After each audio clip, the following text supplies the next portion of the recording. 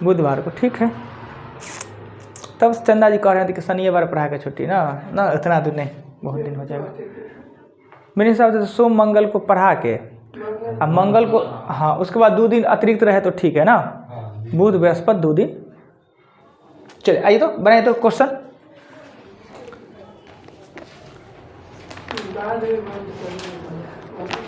पहले बंद करके क्या है ना झूठे का।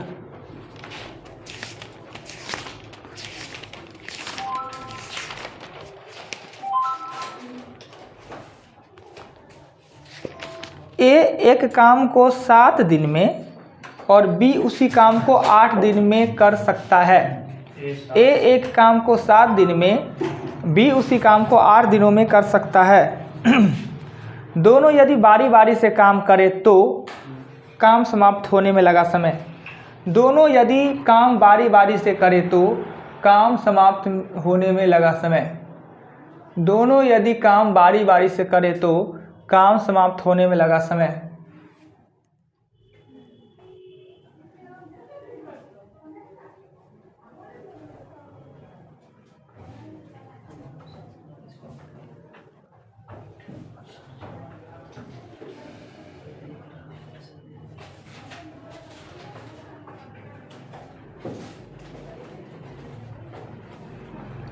समय और काम का ये प्रश्न है जो कि आपने कई बार ए 7 दिन में और बी उसी काम को 8 दिन में, दोनों बारी बारी से काम करे तो काम समाप्त होने में कितना समय लगेगा? एक दिन ए करेंगे, एक दिन बी, एक दिन ए, एक दिन बी। कितना आया जी? 7 सही। इसका हम शॉर्ट भी बताए थे और लॉन्ग प्रोसेस भी बताए थे। तो पहले हम लॉन्ग पे चलते हैं, उसके बाद फिर शॉर्ट पे चलेंगे, राइट। आइए, ए काम को 7 दिनों में 1/7 ना, और बी इसी काम को 8 दिनों में 1/8। काम होने का जो कंडीशन है वो एक दिन ए करता है, एक दिन बी करता है, एक दिन ए करता है, एक दिन बी करता है। ये 4 भाग में क्वेश्चन बन के तैयार होता है। पहले क्या है कि यदि दोनों साथ में करता तो, अगर दोनों साथ में करता तो कितना समय लगता है? दोनों साथ में करता तो ए प्लस बी का 1 दिन का, तो 1/7 प्लस 1/8 तो हो जाता है 56, 15/56। तो ये 15 को काम को 56 दिन में, तो एक काम को निकालने के लिए 56 को 15 से भाग देंगे तो 15 चौका 60, यानी 4 दिन का दोनों का काम नहीं है। पर 3 दिन का है, फिक्स है। क्या है कि 15 तिया 45, यानी 3 दिन से ज़्यादा का है पर 4 दिन से कम का है। तब इससे हमको ये पता चला कि काम दोनों का 3-3 दिन का निश्चित है। तो हम अगले स्टेप में लिखेंगे ए प्लस बी का 3-3 दिन का। ये सिर्फ चेक किए हैं कि दोनों का साथ में करता तो कितने दिन में समाप्त होता। 3 का निकालेंगे तो 15/56 गुणित 3 यानी कि 45/56। 3 दिन ए 3 दिन बी कर लिया तो एक काम में 45/56, ये होता है एक काम ना, इसको कहते हैं एक काम। ये जो लाइन है ये है एक काम। शेष काम एक में से अगर 45/36 घटा देंगे तो 56 तो 11/56 बचेगा। 3 दिन ए किया, 3 दिन बी किया, तो अगले दिन अब किसका चांस है, किसका बारी है? ए का ना। अगले दिन, अगले यानी 7वें दिन ए के द्वारा 11/56 में से ए ने 1/7 कर लिया तो ये होगा 56, 11 में से 8 जाएगा तो 3/56, ये बच गया 7वां दिन। अब अंतिम में क्या है कि बी उसको निश्चित रूपेण कर लेना है। क्या है कि हमको पता है कि दोनों का 4-4 दिन का काम नहीं है ना, तो अंतिम में बी द्वारा 3/56 भागा 1/8, 8 सत्य यानी कि 3/7। तो ये काम समाप्त हुआ। 3 दिन ए, 3 दिन बी, फिर ए और फिर 3/7, यानी 7 × 3/7 दिन। ये जो है ये प्रोसेस है इसका, राइट। पर हमें प्रोसेस पे नहीं चलना है, हमें चलना है शॉर्टकट मेथड पे, जो कि हमने बताया। अब क्या करेंगे, मिटा दें इसको।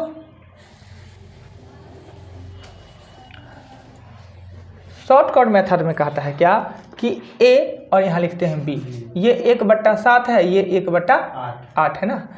ये दोनों का एलसीएम कितना होगा, वो हो जाएगा 56। 56 बनाने के लिए इसको 8 से, 56 बनाने के लिए इसको 7 से, यानी अगर a करता है 8 को काम तो b करता है 7 को काम, क्योंकि ये कम समय लेता है तो ज़्यादा काम करता होगा, और ज़्यादा समय लेता है तो कम काम। कुल मिला के मेरे पास 56 को काम है, उसमें से एक दिन में a करता है 8 को, b करता है 7 को। तो एक दिन, दोनों का एक दिन का, दोनों का एक दिन का, एक दिन में करेगा तो 8 + 7 कितना कर लेगा, 15। दोनों का एक दिन का काम। कहाँ थे कुंदन जी? वो अच्छा 15। अब ये हम क्या करते हैं कि एक दिन में 15 को काम करता है और कुल काम है 56 को, तो 4-4 दिन तो नहीं कर सकता है, 15 × 4 = 60, 3-3 दिन का, दोनों का 3-3 दिन का, 3 दिन करेंगे तो 15 तिया कितना, 45। 56 को काम में से 45 को काम हो गया तो 11 को काम, 3 दिन ए 3 दिन भी। अब अगले दिन कौन करना है, ए करना है, तो अगले दिन ए 11 में से ए 8 घटा लेंगे तो बच गया 3, और अंतिम में कौन काम को कर लेगा, वो बी कर लेगा 7। यानी आपका आंसर होगा 3 दिन ए 3 दिन बी फिर ए और 3/7, यानी 7 × 3/7। देखिए सभी काम वही है जो उसमें होता है, पर इसमें है वो एक एक नियम पे आ जाता है ना, एक बट्टा हट जाता है तो उसी को करना आसान हो जाता है। क्या ये शॉर्टकट मेथड है? चलिए अगला क्वेश्चन।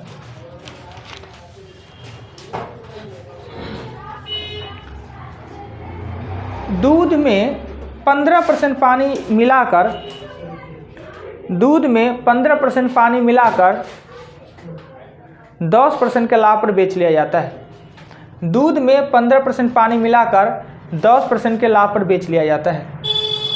शुद्ध लाभ प्रतिशत ज्ञात करें। दूध में 15% पानी मिलाकर, 15 को 20 कर लीजिए, अच्छा रहेगा, 15 को 20 बना लीजिए।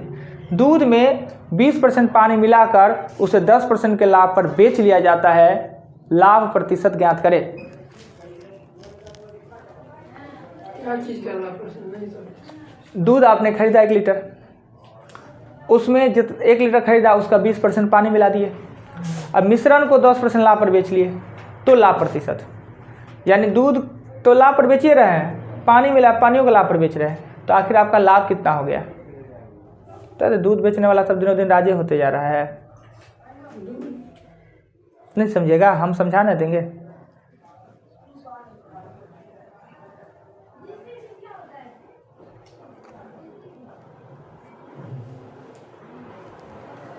नहीं आया समझ में?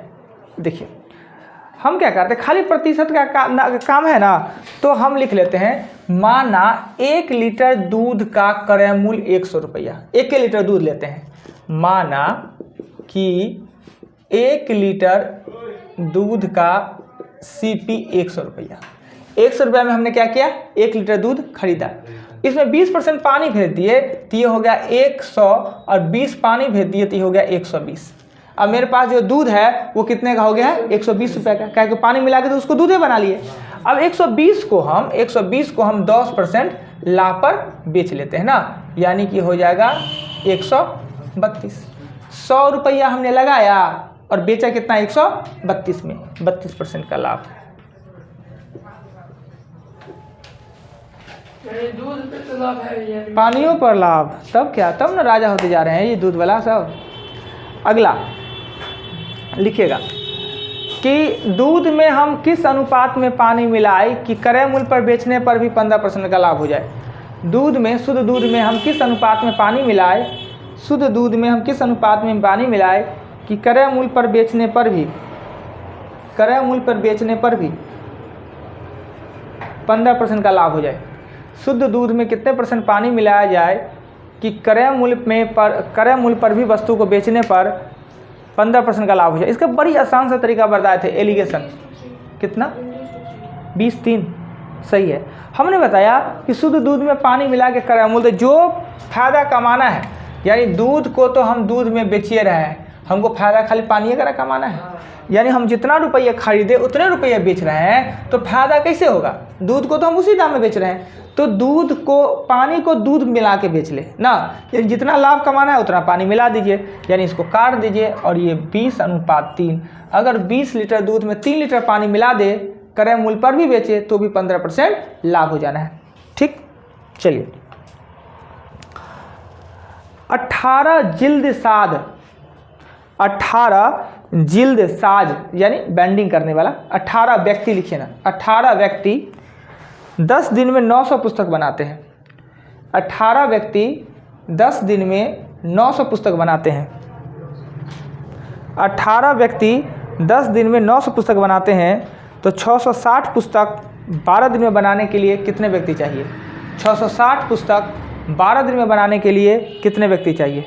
660 पुस्तक 12 दिन में बनाने के लिए कितने व्यक्ति चाहिए?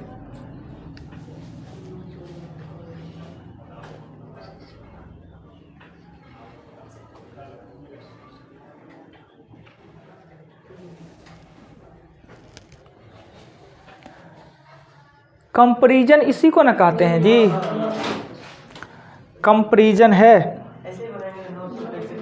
हाँ हाँ हाँ हाँ हाँ हाँ, वैसी व्यक्ति लिखिए, दिन लिखिए, पुस्तक लिखिए, कंपैरिजन कीजिए, किसका संबंध किससे है, समान संबंध है या विपरीत संबंध है। 10 व्यक्ति आंसर आपने आया है 10 व्यक्ति, पर आया जो गलती आया।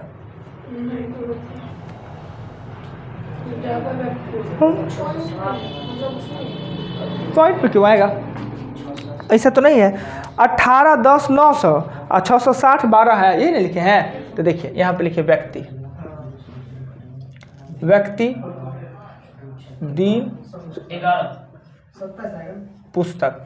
पहले 18 को व्यक्ति 10 दिनों में 900 पुस्तक, 660 पुस्तक 12 दिनों में कितने व्यक्ति, यही क्वेश्चन है ना। अब देखिए 10 दिन में काम करना तो 18 को व्यक्ति और 12 दिन में काम करना है तो कम व्यक्ति। 900 पुस्तक बनाने के लिए 18 व्यक्ति, 660 पुस्तक बनाने के लिए भी कम व्यक्ति ना। 900 पुस्तक बनाना है तो 18 को और 660 को पुस्तक बनाना है। जबरदस्ती।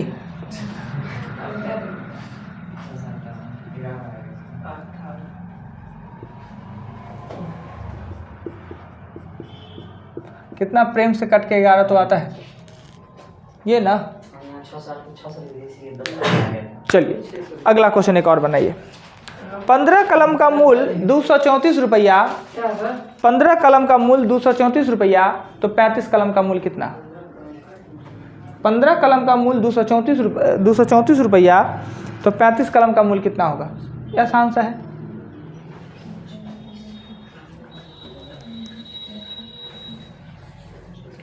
पंद्रह कलम का मूल कितना? देखिए यहाँ पर लिखेंगे कलम, यहाँ पर लिखेंगे मूल्य। 15 कलम का मूल 234 रुपया, तो 35 कलम का मूल कितना? स्वाभाविक बात है ज़्यादा मूल होगा। क्या? तो ज़्यादा मूल होने वाला है तो ज़्यादा को ऊपर, जो मेरा आंसर आना है उसको हम ऊपर लिखते हैं, राइट। ज़्यादा आने वाला है ज़्यादा को, कम आने वाला है कम को। काटेंगे कटेगा वो हो जाएगा 546।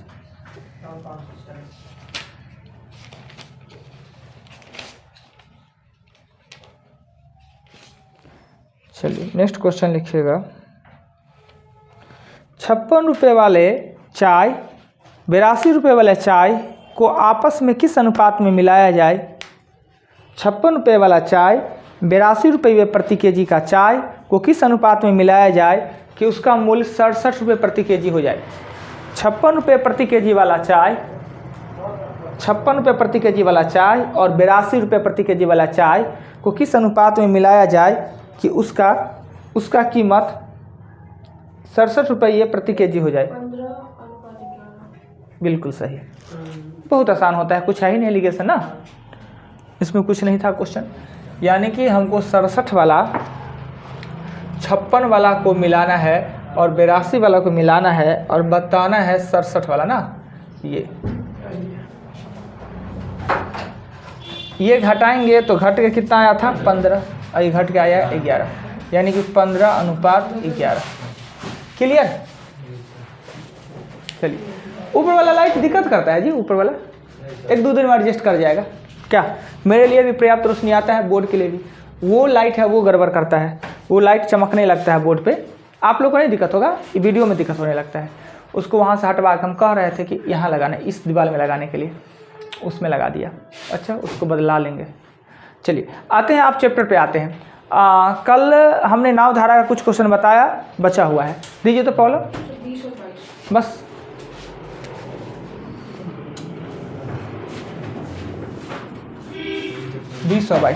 आप लोग का जो ये वर्कशीट था उसको हमने विलुप्त कर दिया, वर्कशीट को गायब कर दिया। कारण आप लोग वीडियो देखते होइएगा तो पता चलता होगा कि वर्कशीट ना कचरा लगता होगा ना, ये खराब लगता था ना साइड में। आपका अपना था, इतना अच्छा लगता था, दूसरे लोग देखेगा। ऐसा थोड़ी है कि क्लास में जितना पढ़ रहे हैं उतने देख रहे हैं। क्लास में 10 गो 12 गो 15 गो रहिएगा और देखने के लिए 100 देखता है, तो लोग को लगता है कचरा कहने हटा देते हैं, साफ़ कर देते हैं। तो हमने इस कचरा को किया साफ़, कमेंट आया था इसलिए साफ़ कर दिए। इसको साफ़ कर दिए तो आपका वर्क लिखाएगा कहाँ? तो यहाँ पे कुछ छुटकी सा बोर्ड लगाएंगे, उस पर लिखेंगे। ठीक, 20 और 22 वो आपका 13 से डॉट डॉट, बहुत बढ़िया। अब लिखने का जरूरत ही नहीं, सब बता देते हैं अपना खेती। हाँ, जब कुछ नहीं हो चैप्टर में तब भी समझने में प्रॉब्लम हो, तो लगता है नाव धारा बड़ी आसान सा है। देखिए भारी लगे ना तो सिर्फ हमको बनाने दीजिए और उसी को देखिए, पर अपने भर क्वेश्चन को पूरा मेहनत करके आइए, हौला होगा जी। मतलब जब मानना पड़ता है तब ज़्यादा। हम अगर ये 5 चैप्टर आपको ना सिखा पाए, पैसा आपका सब बेकार गया। देखिए कैसे नहीं समझिएगा, 13 नंबर नहीं बना है, 13 से ना थोड़ा प्रयत्न करिएगा ना तब बनेगा। हम आप ही के सहयोग से बनाएंगे और कहिएगा बन भी जाता तो बहुत लंबा हो जाता है। अच्छा, तो लंबा हो जाए। देखिए क्या होता है कि जब घातीय समीकरण पे जाने लगे तो निश्चित है कि क्वेश्चन लंबा होना है। तो इसके लिए हमने क्या उपाय बताया कि आप ऑप्शन से लीजिए और वहीं पे पुट करके बना लीजिए, घातीय पे मत जाइए। 9 नंबर बताइए। 9 कल थे 9। देखिए हम आप ही से पूछेंगे, शांत जल में नाव का चाल 13 किलोमीटर प्रति घंटा, शांत में 13 किलोमीटर पर घंटा, कोई दिक्कत नहीं, तो क्वेश्चन में लिखा। यदि धारा का वेग 4 किलोमीटर प्रति घंटा, तो धारा का वेग दे दिया सरकार, तो हमें माइंड भी आना चाहिए कि जाएंगे दिशा में, आएंगे विरुद्ध में। ये तो फिक्स है, तो दिशा में हो जाएगा 17 और विरुद्ध हो जाएगा आपका 9। क्लियर? कहता है क्या कि धारा के अनुकूल 68 किलोमीटर, अनुकूल मतलब दिशा में, प्रतिकूल मतलब उल्टा। तो 68 किलोमीटर मेरे पास दूरी क्या है, वो 68 किलोमीटर है, और मेरे के लिए चाल क्या है, तो दिशा में चाल क्या है 17 किलोमीटर पर घंटा, और हमसे समय पूछा जा रहा है। तो समय पूछा जा रहा है तो दूरी बट्टा चाल देंगे तो समय। दिशा में जोड़ दिया है, अभी विपरीत घटा दिया है। अभी तो आपको समझने में 4 दिन लगना है, अभी 3 दिन से एब्सेंट से तो नहीं, एग्जाम में यही वाला पूछ दिया था, नाव धारा में। एक दिन एग्जाम था, कहाँ था एग्जाम सेंटर? तो लहरिया में था, उसके लिए 3 दिन क्लास एब्सेंट रहिएगा। 3 दिन से पढ़ा रहे हैं, अब ये समझ में आएगा। आपका लहरिया में एग्जाम था, तो एग्जाम तो क्लास आ सकते थे, बम्बई दिल्ली नहीं ना गए थे जी, बेवकूफ आदमी कहीं का। अब वीडियो भी नहीं देखे होंगे, काहे देखिएगा, नेट नहीं खत्म हो जाएगा। जब क्लास छूट गया भाई तो देख लीजिए ना, कुछ तो समझ में आएगा। क्लियर आपका? अब सबसे पहले उसी को क्लियर हो पाएगा जिसको ये याद है ABXY। अगर ये जिसको याद हो गया ABXY, उसको कोई दिक्कत नहीं होगा। वहीं पर दिक्कत हो जाए, कहीं भी कोई ये समीकरण को बैठाना है तो समीकरण को बैठाने में दिक्कत हो जाए, मान सकते हैं, नहीं तो और कोई प्रॉब्लम नहीं होना है। दिशा का मतलब क्या होता है? A + B। विरुद्ध का मतलब क्या होता है? A - B। शांत का मतलब क्या होता है? A। और वेग का मतलब क्या होता है? B। अगर दिशा और विरुद्ध में दे दिया जाए, x y दे दिया जाए, तो शांत में होता है x + y/2 और वेग मतलब x - y/2। इतना ही बात है ना जी। अब देखिए कैसे बनता है। क्लियर आपका ही बन गया, कहीं आपत्ति नहीं? चलिए, ये अतिरिक्त में निकाल लिए थे, जरूरत था भी नहीं, पर क्वेश्चन ही हमने आगे पढ़े थे क्या। आइए 9 के बाद 13, देखिए कैसे नहीं बनता है, नाव धारा नहीं बनेगा, जुलूम। 13 में कह रहा है क्या कि एक नाव किसी दूरी को धारा के विपरीत दिशा में 8 घंटा 48 मिनट,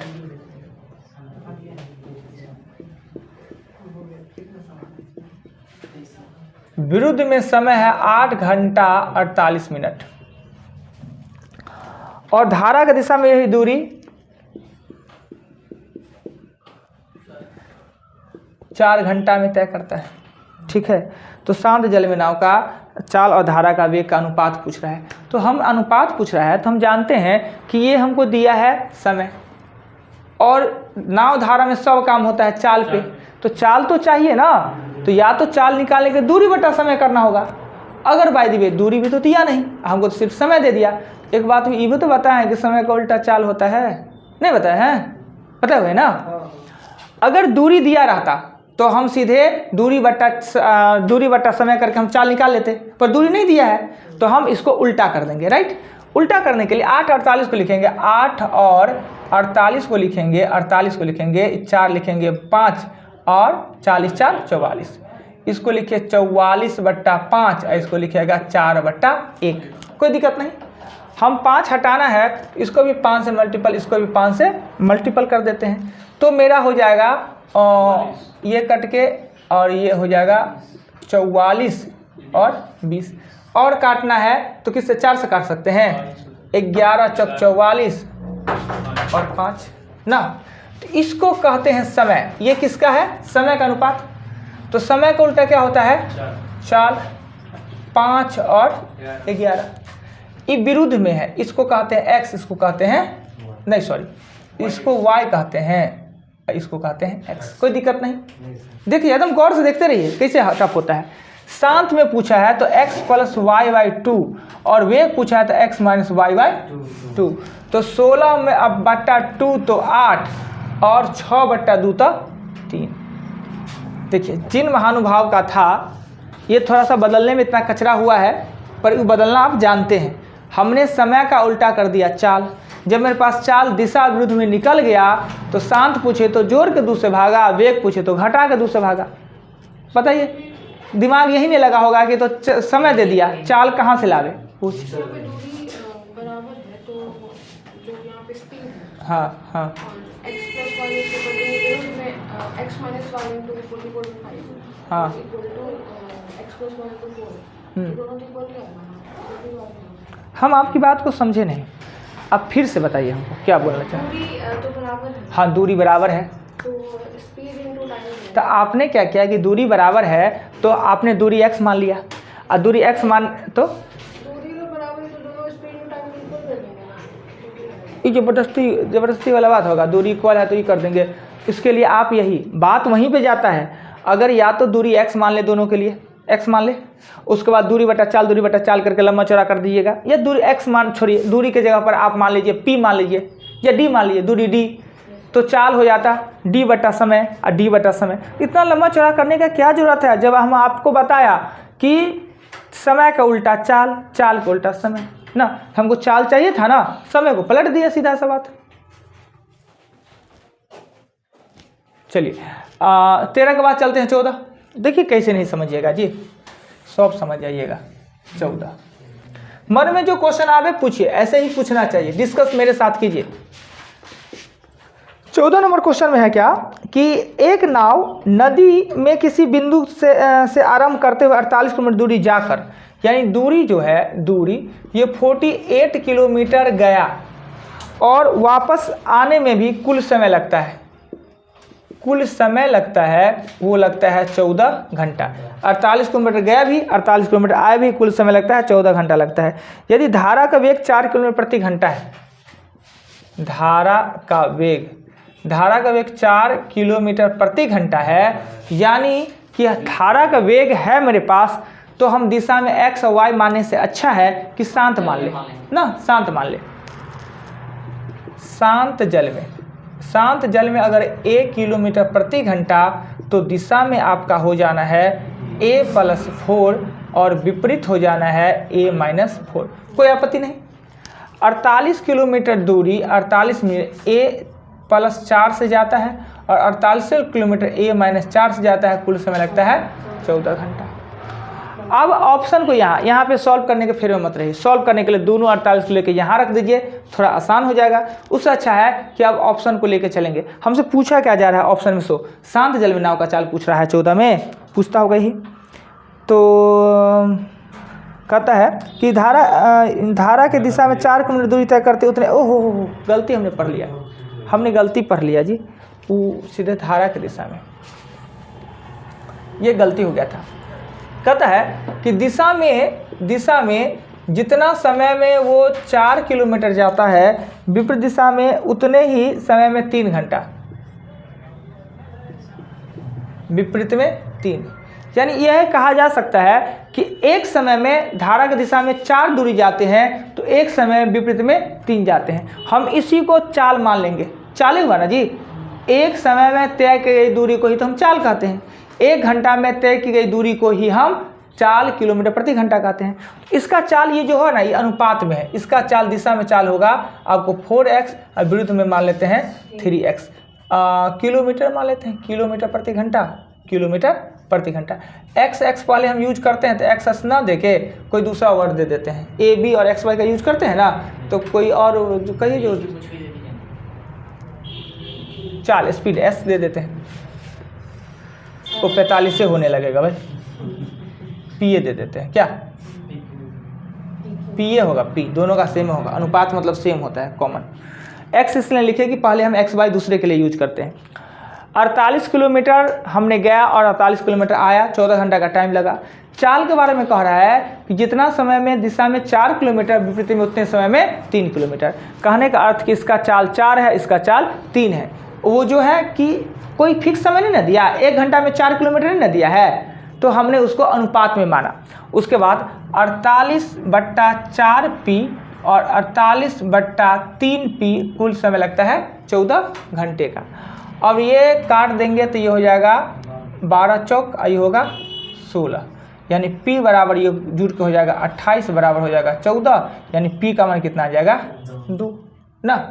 अगर p का मान 2 आ गया तो दिशा में चाल होगा 8 और विपरीत में चाल होगा 6। धारा का वेग पूछे तो घटा के, अशांत जल में वेग पूछे तो जोड़ के। ये x है, y है ना जी, ये x है और ये y है। तो हमसे पूछा जा रहा है 14 में क्या, हमसे पूछा जा रहा है क्या कि धारा का वेग। तो धारा का वेग पूछा जा रहा है x - y/2, यानी 8 में से 6 2 1 किलोमीटर पर। हाँ, इसमें दम था क्वेश्चन में। 8 में से 6 गया तो 1 नहीं हुआ है, 2 है। क्वेश्चन एक बार हमको समझा दीजिए ना आप। ये दूरी 48 किलोमीटर दिया हुआ है, हाँ। समय 14 किलोमीटर दिया हुआ है। हाँ, समय 14 किलोमीटर दिया हुआ है। 14 घंटा दिया हुआ है। हाँ कुल समय। हाँ। और कह रहा है कि दिशा में इसी दूरी से तय करता है। अब हम समझाते हैं फिर इसी से, समय से 4 किलोमीटर। सुनिए ना पहले। 48 किलोमीटर दूरी हम जाते हैं धारा के दिशा में और 48 किलोमीटर हम आते हैं धारा के विपरीत में। कुल समय काउंट किए तो 14 घंटा का समय लगा। चाल का चर्चा नहीं है, चाल हमको नहीं दिया, न हमको धारा की दिशा में, न धारा के विरुद्ध में, न वेग दिया, न शांत दिया। चारों में से कोई चाल नहीं दिया, पर चाल के बारे में हमको संकेत मात्र दिया। संकेत ये किया कि अगर जिस समय में दिशा में 4 किलोमीटर जाया जाता है, जितना समय में, उतने समय में धारा के विपरीत दिशा में 3 किलोमीटर। ये नहीं कहा कि धारा की दिशा में 1 घंटा में 4 किलोमीटर जाते हैं या 1 घंटा में 3 किलोमीटर, तब वही चाल हो जाता है 4 किलोमीटर प्रति घंटा, 3 किलोमीटर प्रति घंटा। कहता है जो समय, वो समय 10 मिनट, 20 मिनट, 25 मिनट, 50 मिनट कुछ भी हो सकता है ना। तो हमने कहा एक समय में अगर 4 किलोमीटर गया और एक समय में 3 किलोमीटर, चाल का डिफिनेशन वही होता है कि किसी एक समय में तय की गई दूरी को ही हम तो चाल कहते हैं ना। तो हमने चाल माना, दिशा में चाल मान लिया 4 और विपरीत में मान लिया 3। पर ये जो होता है अनुपात में होता है, अनुपात में। तो अनुपात में हमेशा कॉमन होता है, x कॉमन होता है। x का यूज़ तो हम अभी दूसरे चीज़ के लिए कर रहे हैं। x कह रहे हैं दिशा में और y कह रहे हैं विरुद्ध में, तो हम x ना देके वहाँ क्या कर लिए, p दे दिए ना, p दे दिए। दिशा में चाल 4p, विपरीत में चाल 3p। 48 किलोमीटर दिशा में, 48 किलोमीटर विपरीत में। टाइम 14 घंटा, p का मान 2। p का मान 2 का मतलब दिशा में 8 किलोमीटर चाल और विरुद्ध में आपका 6 किलोमीटर चाल। वेग पूछ रहा है, घटा के दूसरा भागा होता है, क्लियर?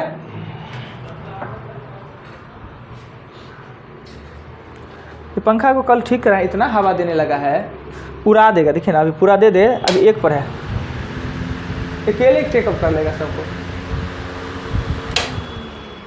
कल बहुत काम कराए, देख रहे हैं, आ रहा है, नज़र आ रहा है जी काम धाम। पूरा रंग पेंट किए, एक बार और करवाते ना अच्छा से, तब होता ठीक। मगर क्या हुआ? हाँ, एक बार और करते, कहा कि नहीं अब कल करिए करवाइए तब। अब कल के फेर में क्या होता कि एक दिन क्लास गड़बड़ होता और सब कुछ निकाल दिए थे खाली। एक बारी में थोड़े और काम है, एगो यहाँ मरकरी लगा, वहाँ बॉल उल को, वो वाला बॉल को टंगवा को हटाए, इसको इसलिए दिए, ये नहीं बाद में इसको दे दिए। ये नहीं देते थे ना, तो जैसे कि आप जो वीडियो देखिएगा ना तो पूरा लाइट आएगा।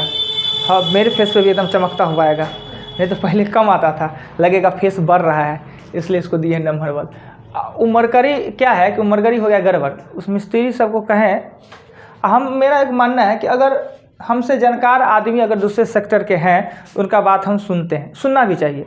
अगर कोई मैकेनिक को हमने लाया तो मैकेनिक का ज्ञान तो इस क्षेत्र में हमसे ज़्यादा है ना जी, तो सुनना चाहिए, विचार उसको दीजिए। न माने तो कोई बात नहीं, तो उसको कहे कि भाई वहाँ पे नहीं दीजिए मरकरी, अब ये दीवार में दीजिए ना, तो हमको पढ़ा दिए, इधर से सर, इधर से सर रिफ्लेक्स मारेगा, ये होगा, दिस डैट होगा, हम ही पढ़ लिए, ठोक के चल दिया।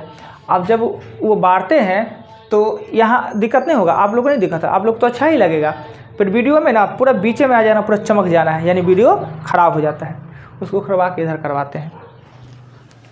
इतने गुरु में 3 गो, रोशनी में बहुत रहता है ना, अच्छा लगता है। आगे चले, 14 के बाद 15, कुछ कहना है और नहीं ना?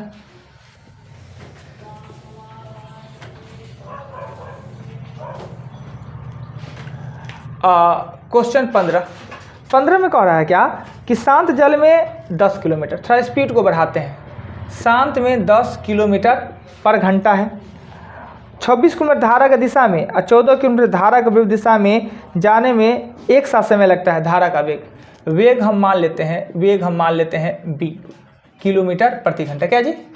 तो दिशा में आपका चाल हो जाएगा 10 + b और विरुद्ध में आपका चाल होगा 10 - b, यानी कि 26 किलोमीटर दिशा में जाए और 14 किलोमीटर विपरीत दिशा में जाए, समय सेम लगता है। दूरी बट्टा चाल और दूरी बट्टा चाल समय ना, क्रॉस फ्रॉस मारिए, बी निकल जाएगा, वही पूछता होगा क्या? बोलिए, कोई आपत्ति तो नहीं ना? ठीक, बेटा दे। 15 के बाद 16 पे,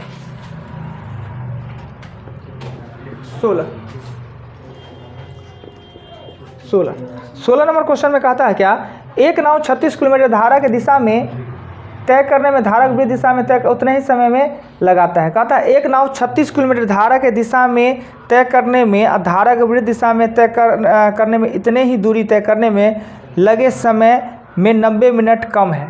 यानी कि ये जो दूरी है वो आपका है 36 किलोमीटर। 36 किलोमीटर दिशा में जाता है और विरुद्ध में आता है, यही दूरी को तय करने में समय का अंतर होता है 90 मिनट का। तो दिशा में जाता है यानी दिशा में चाल x किलोमीटर प्रति घंटा और विपरीत में चाल y किलोमीटर प्रति घंटा। 36 इसमें ज़्यादा टाइम लेगा, विरुद्ध में ज़्यादा टाइम लेगा ना, 36/y और 36/x। 3/2 लिख दीजिए, 90 मिनट को लिख देते हैं 3/2। आपत्ति? अब सॉल्व हो जाना है, एक्स वाई निकलना है। शांत अगर पूछे तो जोड़ के 2 से भागा, वेग पूछे तो हटा के 2 से भागा ना। तो इसमें पूछ रहा है क्या, 16 नंबर में धारा का वेग पूछ रहा है। कहता है यदि शांत जल में नाव का वेग 10 किलोमीटर प्रति घंटा तो धारा का वेग, वो निकालने का जरूरत तो नहीं था, ऐसे मार देंगे। और नहीं, अगर जो किताब में कह दिया तो उसके लिए ऐसे बनाएंगे।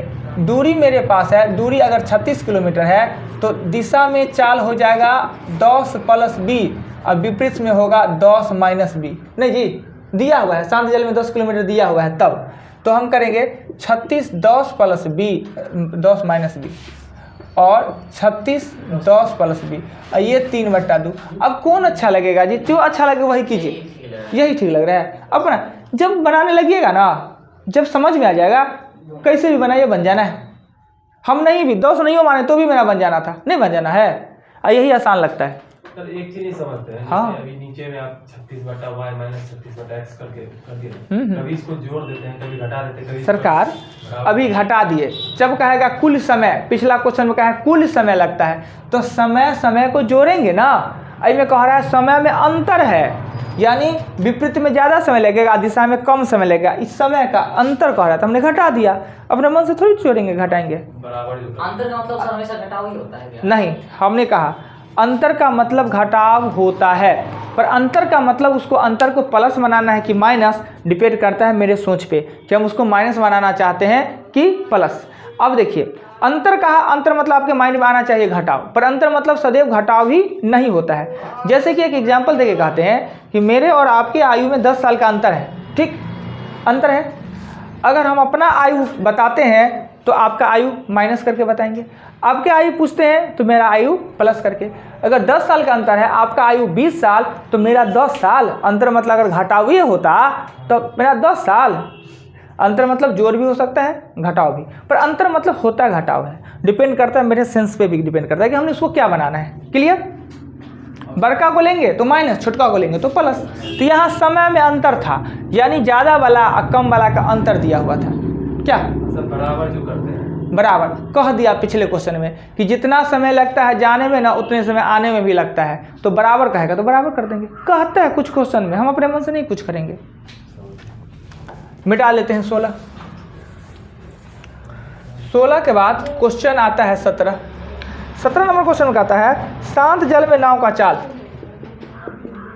शांत में 9.1/3 यानी 28/3 किलोमीटर पर घंटा। धारा की दिशा में विपरीत दिशा में दूरी तय करने में उतने ही समय लेता है। धारा के विपरीत दिशा में कहता है, सॉरी थोड़ा पढ़ लीजिए ठीक से, कहता है 17 में कि शांत जल में नाव का चाल 9.1/3 किलोमीटर प्रति घंटा है। धारा की दिशा में एक विशेष दूरी तय करने में वह जितना समय लेता है, धारा के विपरीत उतना ही दूरी को तय करने में तिगुना समय लगता है। कोई दिक्कत नहीं, तिगुना समय लेता है। तो हमने पहले दिशा वेग मानेंगे, वेग कितना हो जाएगा b, तो दिशा में हो जाएगा 28/3 प्लस b, और विरुद्ध में हो जाएगा 28/3 माइनस b। कोई दिक्कत नहीं हुआ। ये एक समय में, ये 3 समय में, एक समय में जितना ही दूरी तय करता है उतने दूरी के लिए ये 3 समय लेता है, तिगुना समय लेता है। दोनों समान दूरी न चलता है। अब देखिए यहाँ में हम बराबर कर देंगे, चाल गुने समय और चाल गुने समय, दोनों बराबर दूरी न है। तो आप लिखिए 28/3 प्लस b, और यहाँ लिखिएगा 28/3 माइनस b, और यहाँ लिख देंगे 3, और b निकलेगा, और b ही पूछता होगा धारा का वेग। क्वेश्चन 17 में पूछ रहा है। आगे चले, देखिए जिन लोगों का छूट गया है वो वीडियो को देखिए, 2 वीडियो है। आज कितना तारीख है? 2, 1 तारीख और 28 तारीख वाला वीडियो देखिए। आप अपने प्ले लिस्ट में, आपका टाइम कितना है? 8 से 9 ना, कि 9 से 10? 9 से 10 वाले जाइएगा। कैसे है पता है कैसे? चैनल को खोलिएगा, ठीक, चैनल को खोल के प्ले लिस्ट में जाइएगा, प्ले लिस्ट में जाइएगा, 9 से 10 बजे वाला में डेट लिखा होगा, और नहीं तो दिनों लिखा होगा। वो दोनों वीडियो को देखिएगा, अपने समझ में आएगा। चलिए 17 के बाद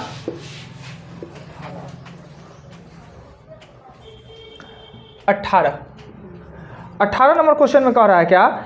एक नाव धारा की दिशा में कुल 1 घंटा में तय की गई दूरी, धारा के विपरीत दिशा में 1.5 घंटा में तय की गई दूरी।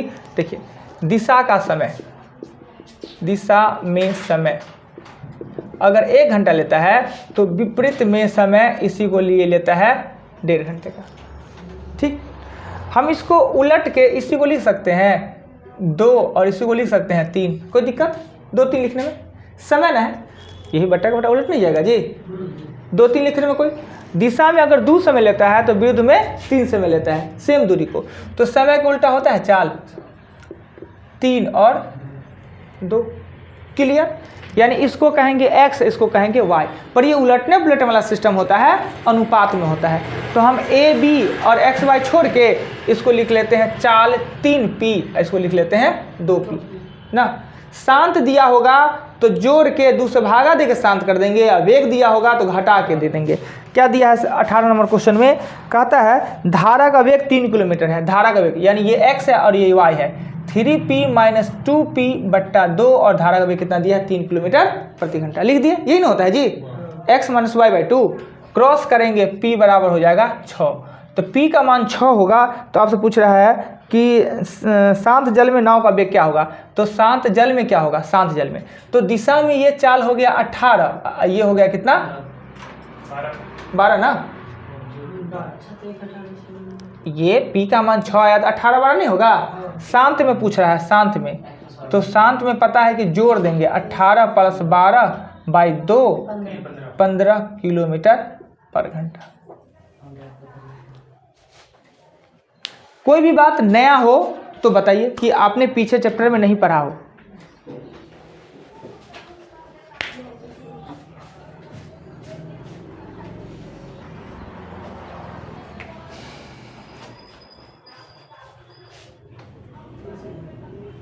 आपत्ति कोई, आगे चले। 18 के बाद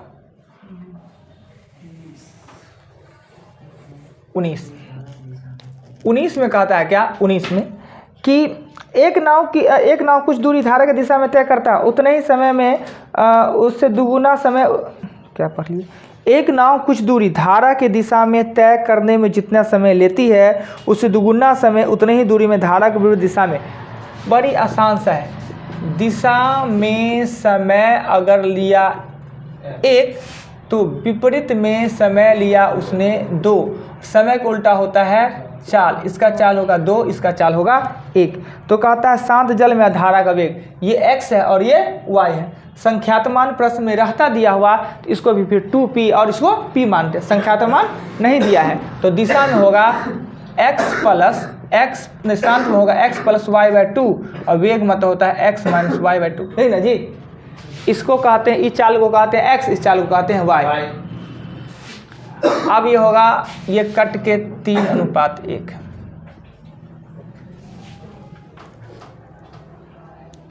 क्लियर। चलिए उसके बाद 19 के बाद चलते हैं 20 पे। 20 नंबर क्वेश्चन में कहता है नदी की धारा में 2 बिंदु ए और बी के दूरी। बहुत ही अच्छा क्वेश्चन है ये।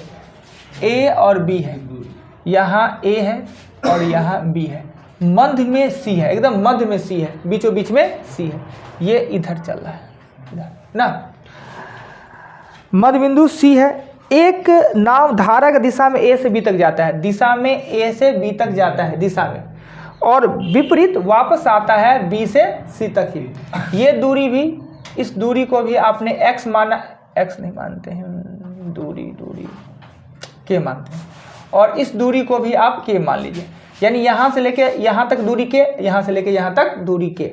तो दिशा में जाता है 2 के, अब विपरीत में आता है सिर्फ के ही आता है। क्लियर, बात को समझे।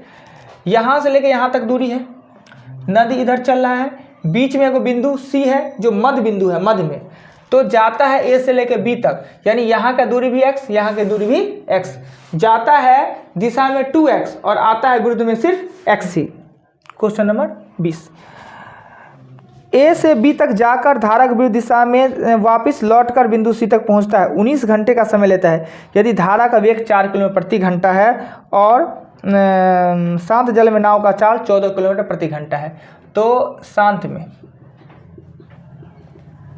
में चाल है वो है 14 और धारा का वेग है वो है 4, तो दिशा में हो जाएगा आपका 18 और विपरीत में हो जाएगा आपका 10। तो जाता है 2 के, यानी 18 से जाता है 2 के, जाता है दिशा में 2 के, अब विपरीत में आता है सिर्फ यहाँ से लेके यहीं तक 10 के चाल से, ये लिखता है 19 के निकलेगा और 2 के आपका आंसर होगा। कुल दूरी पूछता होगा।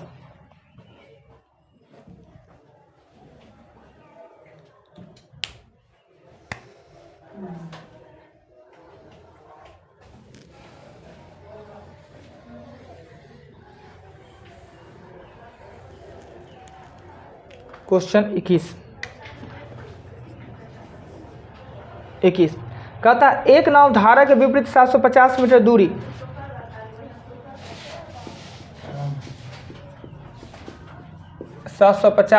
दूरी को तय करने में समय लेता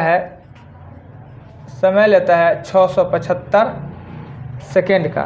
और यही दूरी धारा का दिशा में 7.5 मिनट में। दिशा में दूरी 750 और समय 7.5 को कहेंगे 450। क्या जी 7.5 मिनट गई ना, 7 6 42 3 450। EV metre eV second, eV metre eV second एक जाति में है, एक जाति में। चाल निकालने के लिए आपको पता है कि दूरी बटा समय होता है 750 और चाल इसका निकालना है तो 750 और 450। इसको कहेंगे x, इसको कहेंगे y। किलोमीटर में बदलने का जरूरत है नहीं। हमसे पूछेगा क्वेश्चन नंबर कि इतना है तो शांत जल में नाव का वेग कितना होगा। शांत जल में, तो शांत जल में नाव का वेग, अगर वेग किलोमीटर प्रति घंटा दिया है तो इसको किलोमीटर बनाना है तो बना भी लीजिए। 18/5 कर दीजिए, इसको भी 18/5 कर दीजिए। ये x निकलेगा और ये y निकलेगा। धारा का वेग पूछ रहा है x - y/2।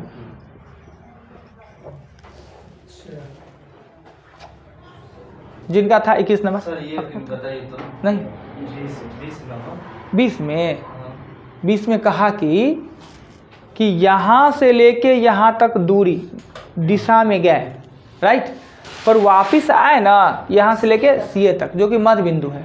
हमने ये दूरी भी के ये दूरी भी के माना, तो कुल दूरी कितना हो गया 2k। शांत में 14, धारा का वेग दे दिया 4, दिशा में 18, विरुद्ध में 10। 2k गए 18 से, के गए आपको 10 से, 19 घंटा का समय लगा। अरे कैसे देगा, कह रहा है शांत और वेग दे दिया तो हमको दिशा खुद नहीं निकालना होगा।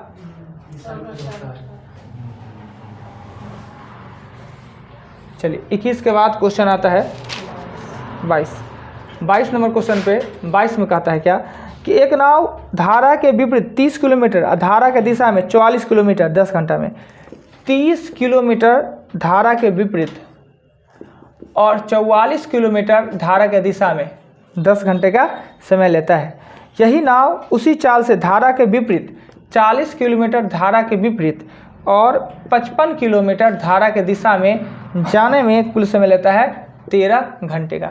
समीकरण 1 और 2 बन गया तो इसको सॉल्व करने में आप सक्षम नहीं हैं, नहीं निकल जाएगा। आप काटना है तो इसको गुना कर दीजिए दोनों को, जिसको गुना करने का मन है इसी को कीजिए, इसको करना है इसको करना है जिसको ना काट दीजिए।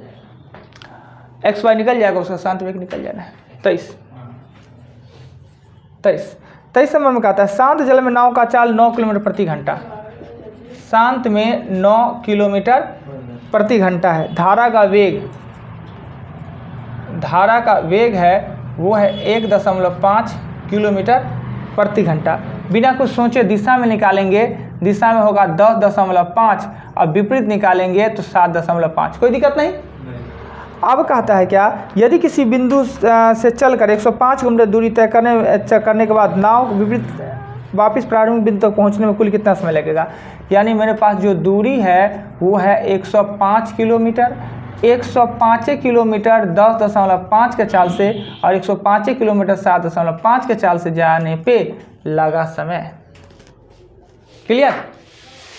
चलिए 23 का 23 हमने क्वेश्चन आपको सॉल्व करके दे दिया। एक बार प्रेम पूर्वक पहले क्वेश्चन को पढ़िएगा। क्वेश्चन पढ़ने के बाद जस्ट काम दूसरा कीजिएगा, वीडियो देखिएगा, बनाइएगा नहीं, वीडियो देखिएगा। क्वेश्चन पढ़ने के बाद वीडियो देखिएगा और जब वीडियो देखिए तो जो क्वेश्चन हम बताने वाले हैं वीडियो को रोकिए और कम से कम 2 बार क्वेश्चन को पढ़िए। 2 बार क्वेश्चन को पढ़ के पहले नाप तोल लीजिए क्वेश्चन को, अपने माइंड में सेट कर लिए क्वेश्चन, उसका वीडियो को आगे बढ़ा के देखिए कि वीडियो में कहता क्या है। जब आप बात को समझ गए सब बात, तो फिर वीडियो बंद करके और क्वेश्चन को फिर से बना लेना है। इतना मस्त काम होगा कि जो वीडियो वाला है सही में फ़ायदा अगर उठाना चाहे आप लोग तो कहे ना कि स्क्वायर में फ़ायदा होने वाला है। 2 जो होता था वो हो जाना है 4 और 3 हो जाना है 9। पर मेहनत कीजिए, कुछ काम कीजिए। हो सके हम कोशिश करते हैं कि वीडियो हम जल्दी से जल्दी डाल दे कि दोपहर में ही 2 बजे तक आपका वीडियो मिल जाए। पर किसी दिन बड़ी व्यस्तता होता है तो नहीं डाल पाते हैं, फिर भी शाम तक मिल ही जाता है। सर एक समीकरण है, इसको सॉल्व करिए। कल बताए हुए थे। हाँ। x गुने 10।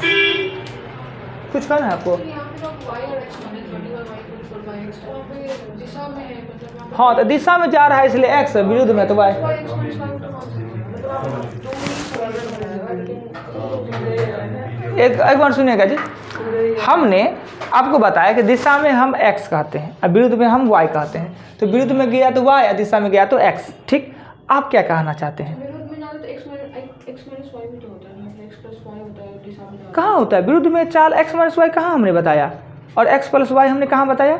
हम तो शांत के लिए ना आवेग के लिए ना बताया जी कि x प्लस वाई बाई 2 और x माइनस वाई बाई 2। क्यों लिखेंगे वो? आप ये लिख सकते हैं इसके जगह पर a minus B, a plus B लिख सकते हैं। ये ना कहिए, वो भारी नहीं हो जाएगा, वो हौला होगा। यही अच्छा है, मन का जिज्ञासा दूर करना चाहिए। बोला जाए जी। सर x गुने 10